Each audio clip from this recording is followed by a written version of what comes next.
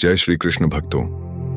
आज मैं आपको एक ऐसा रहस्य बताने जा रहा हूं जो आपके जीवन, मृत्यु और आपके अगले जन्म की सच्चाई बदल सकता है। कहते हैं इस धरती पर जो भी जन्म लेता है उसकी मौत तय है, लेकिन असली डर मौत का नहीं बल्कि उस अदृश्य चक्र का है जिससे कोई बच नहीं पाता। हाँ, जन्म और मृत्यु का चक्र। क्या आपने कभी सोचा हम मरते क्यों हैं और मरने के बाद फिर क्यों लौट आते हैं? कौन सी अदृश्य शक्ति हमें बार बार इस दुनिया में खींच लाती है और वो कौन सा गुप्त रास्ता है जिसे पकड़कर हम इस चक्र को तोड़ सकते हैं और पा सकते हैं मोक्ष? आज के इस वीडियो में हम उन रहस्यों के दरवाजे खोलेंगे जहां पहुंचते ही इंसान सिर्फ इंसान नहीं रहता बल्कि अमर सत्य को जानने वाला बन जाता है। लेकिन एक चेतावनी जो आप आज सुनने जा रहे हैं वो शायद आपके दिल और दिमाग को हमेशा के लिए बदल दे। तो तैयार हो जाइए इस रहस्यमयी यात्रा के लिए। और हाँ, वीडियो शुरू करने से पहले चैनल को सब्सक्राइब कर लीजिए और कमेंट में जोर से लिखिए जय श्री कृष्ण, क्योंकि अब सच्चाई सामने आने वाली है। एक बार द्वारकानाथ श्री कृष्ण अपने महल में दातुन कर रहे थे। रुक्मिणी जी स्वयं अपने हाथों में जल लिए उनकी सेवा में खड़ी थीं। अचानक द्वारकानाथ हंसने लगे।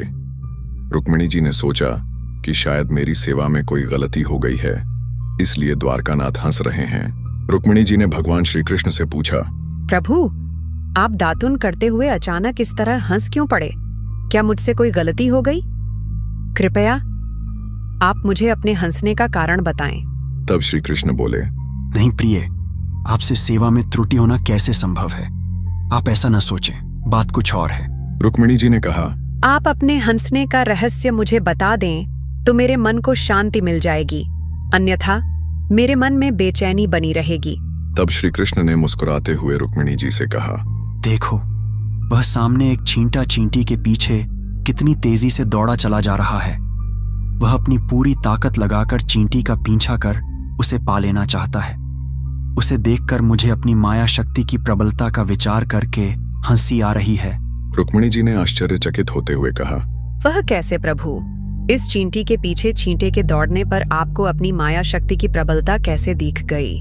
भगवान श्री कृष्ण ने कहा, मैं इस चींटे को 14 बार इंद्र बना चुका हूँ। 14 बार देवराज के पद का भोग करने पर भी इसकी भोगलिप्सा समाप्त नहीं हुई है। यह देखकर मुझे हंसी आ गई। इंद्र की पदवी भी भोग योनि है। मनुष्य अपने उत्कृष्ट कर्मों से इंद्रत्व को प्राप्त कर सकता है। 100 अश्वमेध यज्ञ करने वाला व्यक्ति इंद्र पद प्राप्त कर लेता है, लेकिन जब उनके भोग पूरे हो जाते हैं तो उसे पुण्य पृथ्वी पर आकर जन्म ग्रहण करना पड़ता है।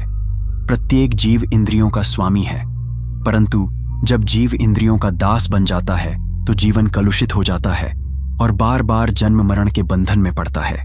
वासना ही पुनर्जन्म का कारण है। जिस मनुष्य की जहां वासना होती है उसी के अनुरूप ही अंत समय में चिंतन होता है और उस चिंतन के अनुसार ही मनुष्य की गति ऊंच नीच योनियों में जन्म होता है। अतः वासना को ही नष्ट करना चाहिए। वासना पर विजय पाना ही सुखी होने का उपाय है। बुझे न काम अग्नि तुलसी कहूं, विषय भोग बहु घीते, अर्थात अग्नि में घी डालते जाइए, वह और भी धधकेगी। यही दशा काम की है। उसे बुझाना हो तो संयम रूपी शीतल जल डालना होगा। संसार का मोह छोड़ना बहुत कठिन है। वासनाएं बढ़ती हैं तो भोग बढ़ते हैं, इससे संसार कटु हो जाता है। वासनाएं जब तक क्षीण न हो तब तक मुक्ति नहीं मिलती है। पूर्व जन्म का शरीर तो चला गया, परंतु पूर्व जन्म का मन नहीं गया। नास्ति तृष्णा समम दुखम, नास्ति त्याग समम सुखम, सर्वान कामान परित्यज्य ब्रह्म भूयाय कल्पते। अर्थात तृष्णा के समान कोई दुख नहीं है और त्याग के समान कोई सुख नहीं है। समस्त कामनाओं, मान, बढ़ाई, स्वाद, शौकीनी, सुख भोग, आलस्य आदि का परित्याग करके केवल भगवान की शरण लेने से ही मनुष्य ब्रह्म भाव को प्राप्त हो जाता है। नहीं है भोग की वांछा न दिल में लालसा धन की, प्यास दर्शन की भारी है सफल कर आस को मेरी। अर्थात व्यक्ति न तो भोग विलास चाहता है और न ही धन की लालसा रखता है। उसकी सबसे बड़ी इच्छा सिर्फ ईश्वर के दर्शन की है और वह चाहता है कि उसकी यह आस पूरी हो जाए। ऐसी सोच जो भी व्यक्ति रखता है वो जन्म मृत्यु के चक्र से मुक्त होकर मेरे परम धाम अर्थात मोक्ष को पाता है। भक्तों, आपको वीडियो कैसा लगा कमेंट में जरूर बताएं। वीडियो को लाइक करें, शेयर करें और चैनल को सब्सक्राइब करना ना भूले। जय श्री कृष्ण।